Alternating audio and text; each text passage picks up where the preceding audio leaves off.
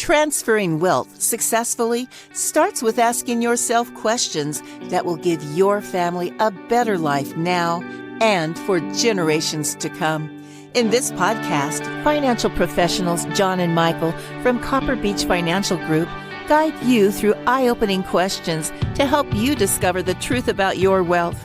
Now, on to the show. Hello and welcome to The Truth About Wealth with John and Michael Parise of Copper Beech Financial Group. Hello, fellas.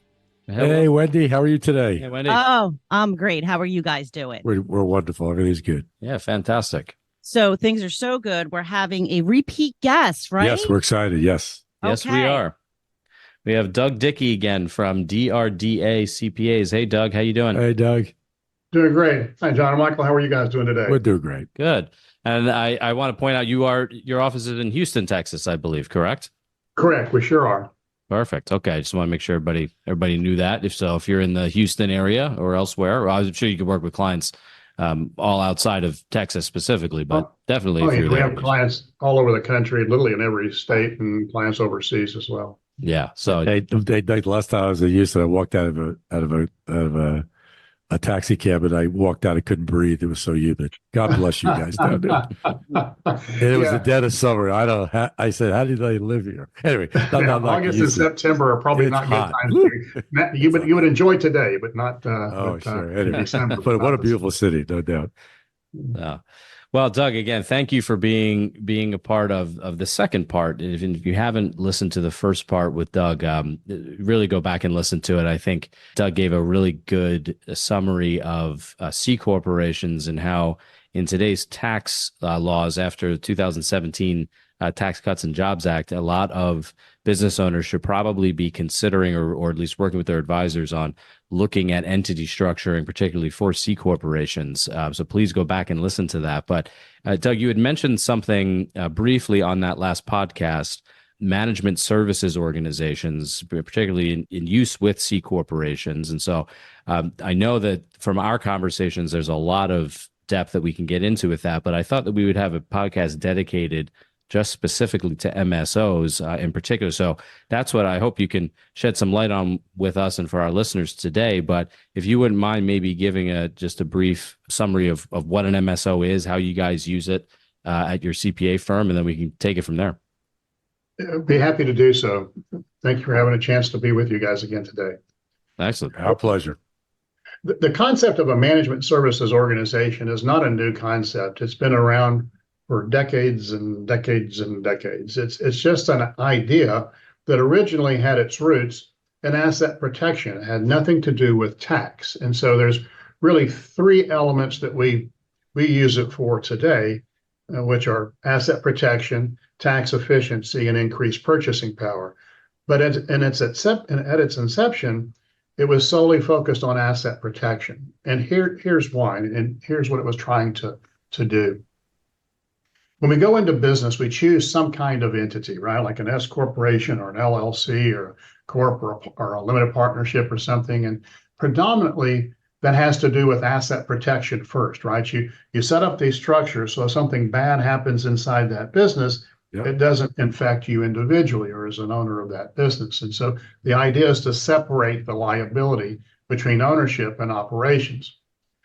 And then we as entrepreneurs have a tendency sometimes to have more than one business, right? We go out and we say, okay, we're going to be a manufacturer. Then once we start being a manufacturer, say, okay, maybe I'd like to take distribution rights in these two markets. And so I'll set up a distribution company. And then, we're having to pay a lot of money for getting our goods to the market. So maybe I'll set up a logistics company and we'll do our trucking as we go into it. And so one activity that succeeds oftentimes fuels the next activity, right?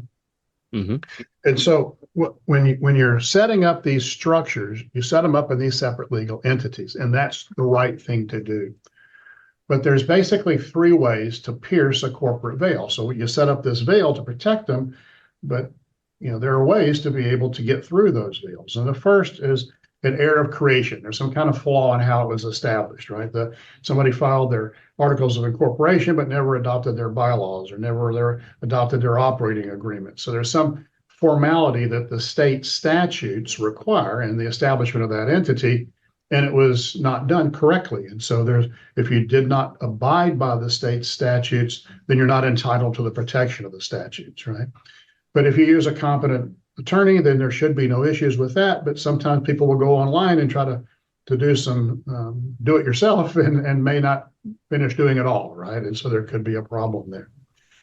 The second error that happens is an error of transfer. We set up a structure to hold some properties, but I go check the deed to the property and it's still in the individual's name. They never effectively transferred the asset over behind the protective barrier of the entity. The same thing with rolling stock, whether it's trucks or automobiles or planes or trains. So for titled assets, are they titled correctly? Are they really within the confines of that entity, or is it still the individual out there that's hanging out and exposed? And the third and most common way to pierce a corporate veil is something called an error of operations. It's in essence a commingling where you have company number one using the resources of company number two without paying adequate consideration for the use of those goods. Practical example would be somebody that's got 3 or 4 different operating companies, and there's an employee that doesn't show up for work at company number one, but there's an employee over in company number 3 that can do the job. And so he's not really busy at company number 3, so they'll move him over to company number 1 and they'll work over there that day to take care of things. But he's still on the payroll of company number 3, and company number 1 never reimbursed number 3 for that payroll, right? Or perhaps company number 2's truck breaks down and they have a delivery that needs to be made, and company number 4 has a truck that's sitting idle. That entrepreneur generally is not going to fail to deliver the goods and collect the revenues. They're going to take the truck from company number 4, drive it over to company number 2's location, load it up with the goods, and make the delivery. That's what we do as entrepreneurs. We do whatever it takes to be able to make things work, right? Sure. And so you have limited resources. And so when somebody sues a company that's got multiple operations like that and they're divided, they start looking for ways to be able to take a judgment they may have against company number 1 and walk it across to companies 2, 3, and 4. And if they can go in and find the trail of cash and activities, are they commingling resources without an agreement between the parties, without adequate consideration being paid, then you can make a claim to the courts that say, look, Your Honor, why should we as a plaintiff be held to a higher standard than the people who are owning and operated the company? Exxon would not provide free labor for Shell, right? So if Exxon is providing labor for Shell, then Shell needs to be paying Exxon for that labor, right?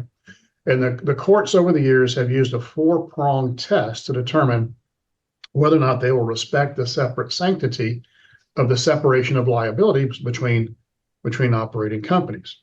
And those 4 points in the test are that first, it has to be a separate legal entity. Okay, no problem. That's easy to set up as many entities as you want.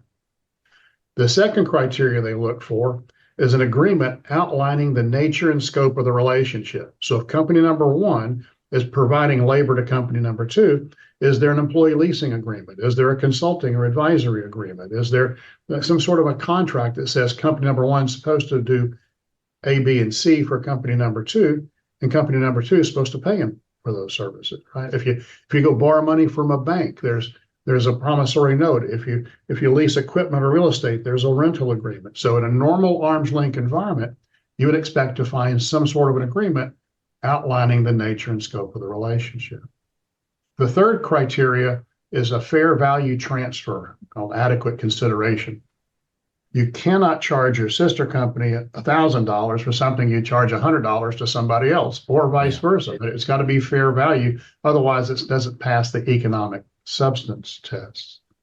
And then the fourth criteria they look for is actual performance. Does that company have the ability to be able to deliver those goods or services? And did they, in fact, actually do so? So to protect multiple unit operating entrepreneurs from themselves, from being able to be constrained about use of their own resources, this concept of a management services organization was established. And so I'm going to give a visual here that maybe can make more sense of it, is that the MSO would be like the hub of a wagon wheel, right? And in that central point, that hub, you put your commonly utilized resources. Commonly utilized resources can be things like people, capital, equipment, real estate, licensing rights or intellectual properties, things that you could use in more than one operating company. From that hub, you would have a spoke going out to the rim of a wagon wheel, right? And at the end of that spoke, there's going to be an operating company. In fact, there's an operating company at the end of each spoke.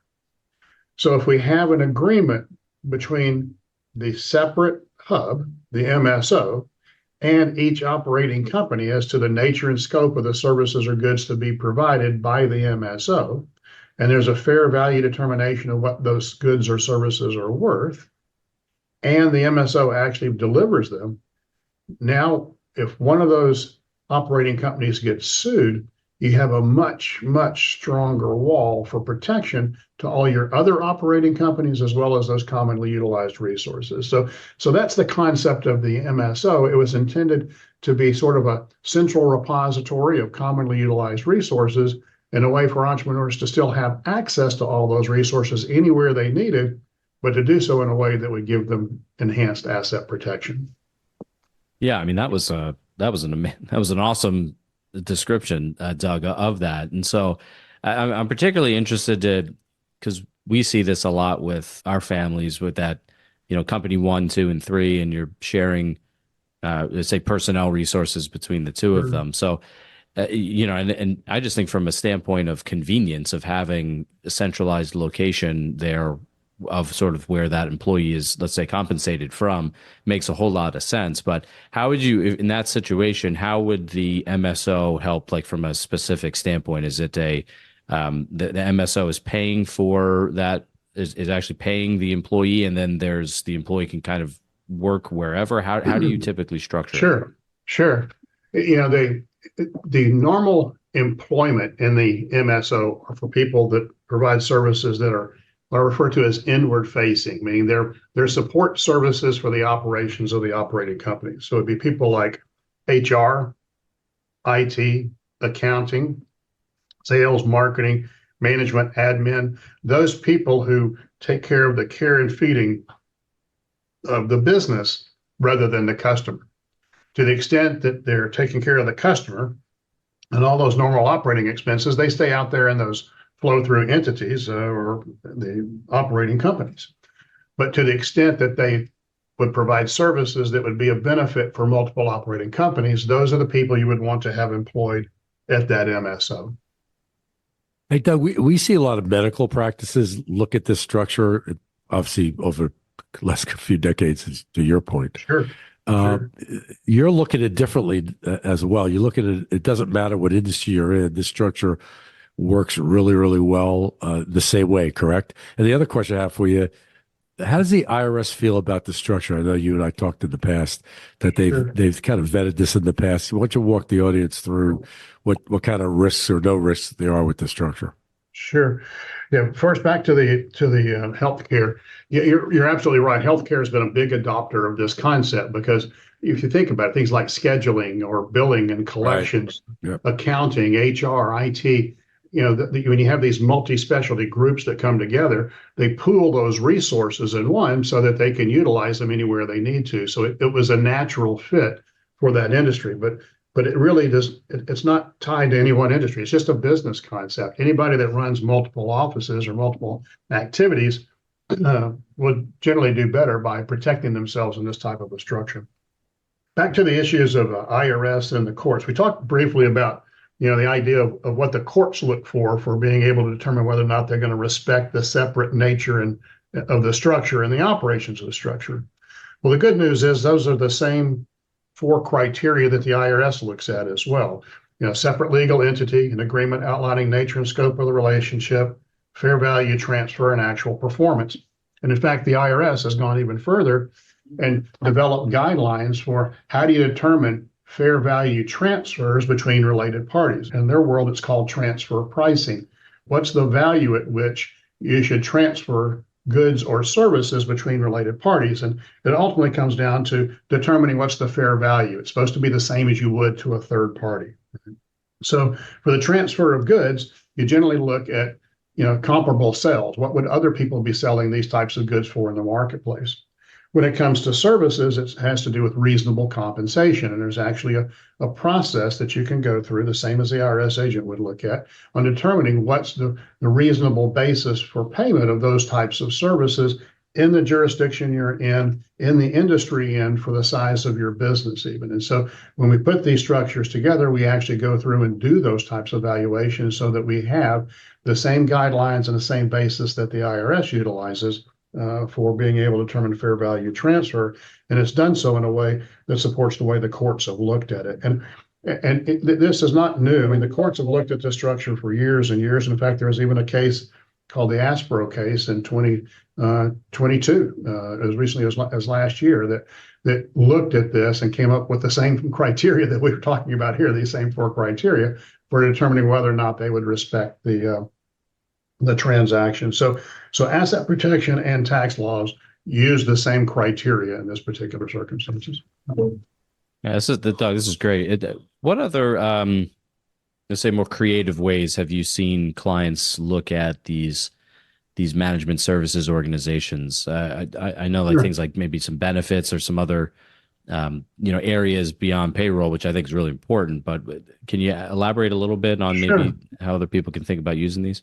Yeah, once you have the structure in place, right? You have operating companies that are likely some kind of flow through entity, and whatever those profits are going to be taxed at the individual's tax rates. And then you have the C corporation here that's also got these different set of rules for being taxed as a C corporation. So once you have this in place to protect the assets, it's a logical question is like, okay, what else can we do with this, right? What else can be done? And so I want to go to tax for a minute and to cash flow and play some number games with you guys just to kind of give you a feel That's for great. Yeah. Sure, yeah. the basis behind it. Okay.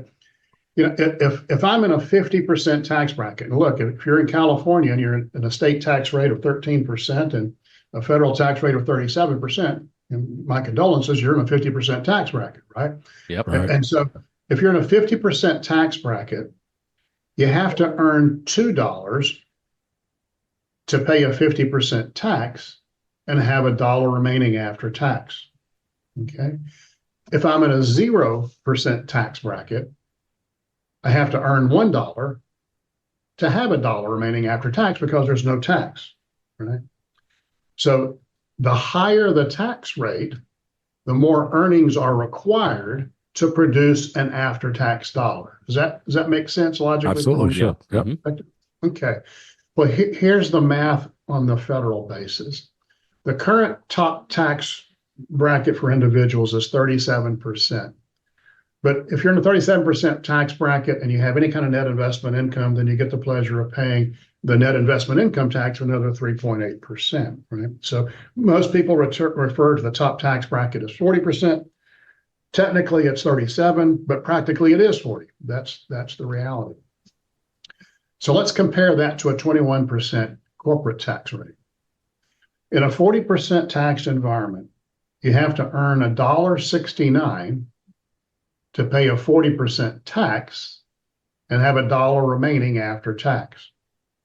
In a 21% C corporate environment, you only have to earn $1.27 to pay a 21% tax and have the same dollar remaining. Yep. So the That's difference huge. between giving $1 after tax individually at $1.69 versus $1.27 in a corporation is 42 cents per dollar less cash required. Wow. So what do you pay with after tax dollars, right?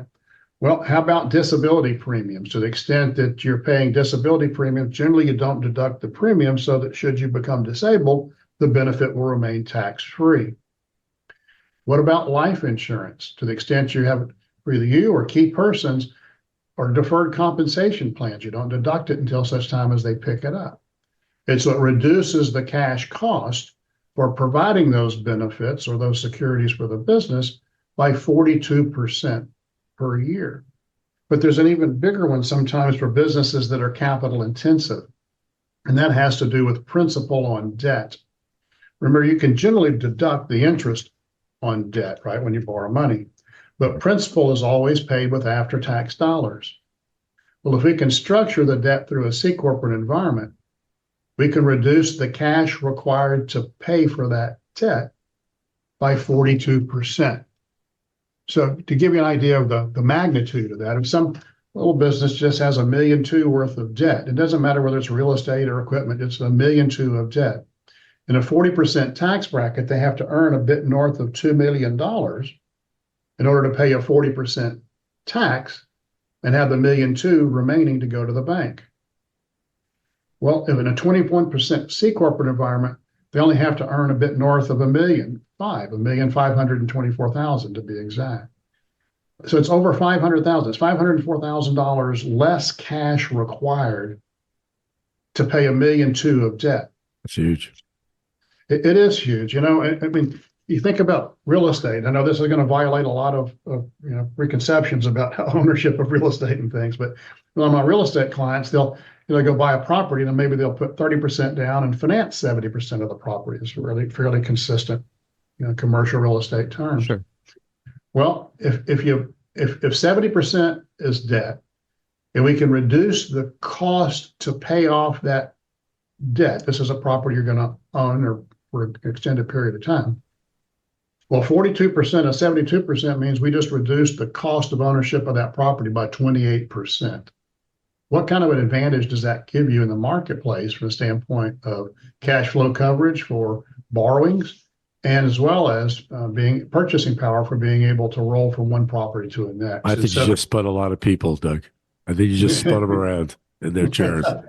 Yeah, I mean, historically, we would never think of putting in C corporations, but now the 21% bracket, if it's a property that you're going to hold for an extended period of time, you're buying it because you want the income streams off of it, or you're just in the real estate business, or it's going to be a part of your business as it is, then why wouldn't you do that? I mean, even if you have to pay a 20% dividend tax to get it out, seems to me 42% still a better savings than 20%. Well, and as we talked on the last podcast, the C corporation gives you a little bit more flexibility with maybe a little decision. Yeah, it's a lot. Well, a lot more flexibility, I guess you can say, in terms of when you take that dividend too. So it absolutely does. And the other component, I mean, there's a lot of other things that can into it. There's a number of things that a shareholder of a C corporation can participate in that if you were in a 2% or greater ownership interest, like in an S corporation, you would not be entitled to do as well. So there's a whole host of other benefits that can come into play there. But just, and I know we're going to run short on time here in a minute, so I want to get to this one because I think it's something people don't think about sometimes too, is that, and it's estate planning, right? And it goes along with the asset protection components of it. S corporations can only be generally owned by individuals or something called a qualified subchapter S trust, right? There's limitations as to how you can deal with it from an estate tax standpoint and from an ownership standpoint. But C corporations can be owned by anything or anyone. So that C corporation, that's your MSO, that's receiving management fees for services it's providing to the related group, or perhaps even buying the real estate and paying it off and accumulating that value. That C corporation can be owned by a family limited partnership or a trust, or a family limited partnership that has the majority of the limited partnership interest held by trusts. And so not only are we increasing tax efficiency in the current generation to accumulate wealth, we're actually increasing efficiency on the transfer of that wealth for multiple generations as well.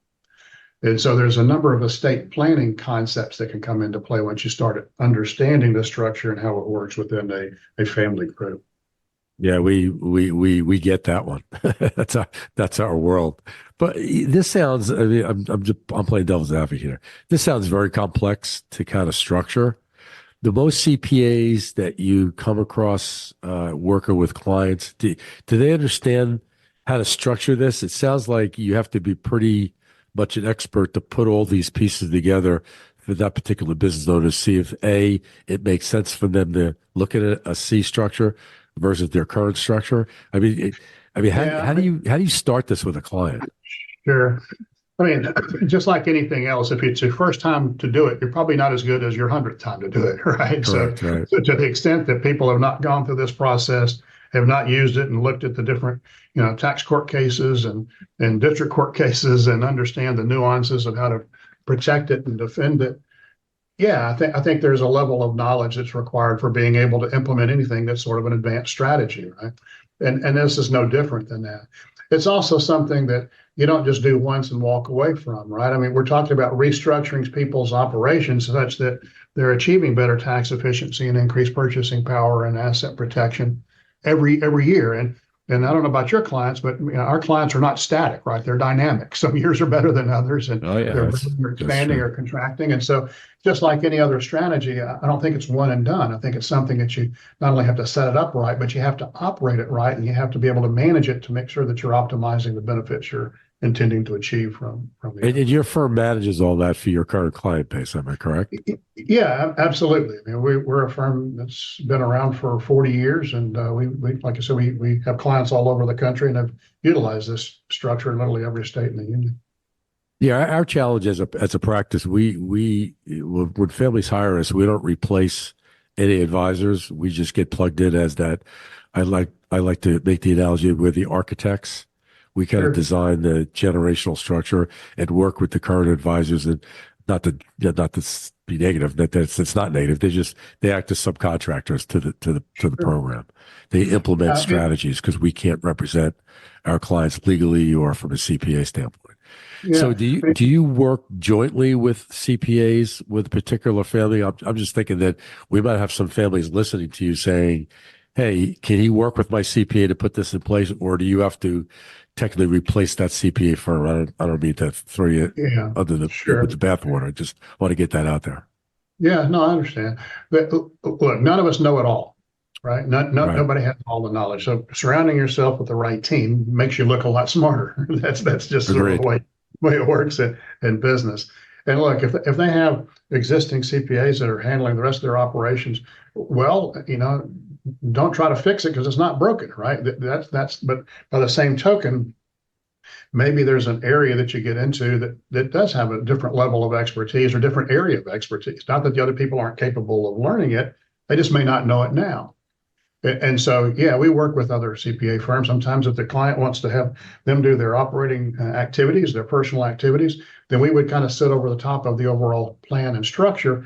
We would handle the management services organization component of it because of the nuances that have to go along with that. Right. And then we would work with them and the clients, and you guys, the team, would get together and look at what's going to be the goals for this year. How do we accomplish it? What do we need to do within this operating confines from a structural standpoint, from an operating perspective, and from a planning perspective in order to achieve the goals that the client's looking for. So, yeah, it's just another component to the team. Well, that's great to hear. Excellent.